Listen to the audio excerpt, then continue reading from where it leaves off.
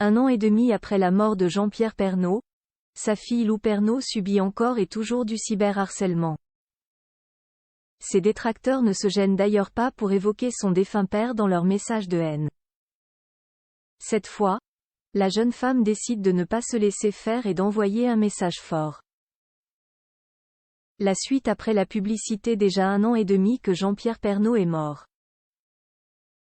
L'ancien présentateur du journal télévisé de 13h sur TF1 Scène est allé le 2 mars 2022, laissant derrière lui de nombreux fidèles téléspectateurs mais aussi son épouse Nathalie Marquet ainsi que leurs 2 enfants Lou, 20 ans, et Tom, 19 ans. Sur les réseaux sociaux, la jeune fille est d'ailleurs souvent attaquée par les internautes. Mardi 31 octobre 2023, à l'occasion des Halloween, elle a décidé d'envoyer un message fort quant au harcèlement qu'elle subit.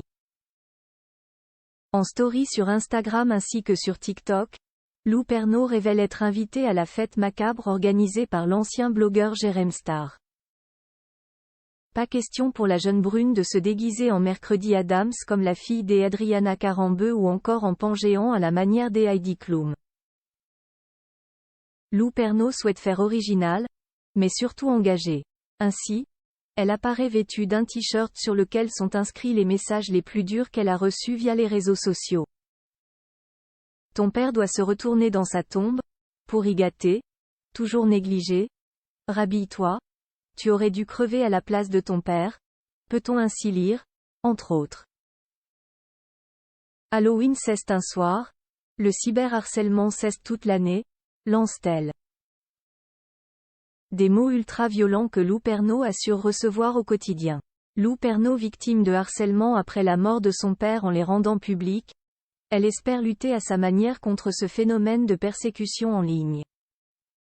Car, rappelons-le, depuis la mort de son cher père, elle n'en finit plus de recevoir des critiques de la part d'inconnus.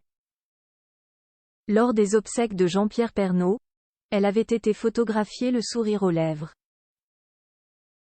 Une scène qui avait suscité de vives attaques auxquelles elle n'avait pas manqué de répondre. Ce genre de commentaires, je ne cautionne pas. Ce n'est pas parce que je ne montre pas que je vais mal que je ne vais pas mal. Et ce n'est pas parce que je montre que je souris que je ne suis pas triste, avait-elle ainsi déclaré.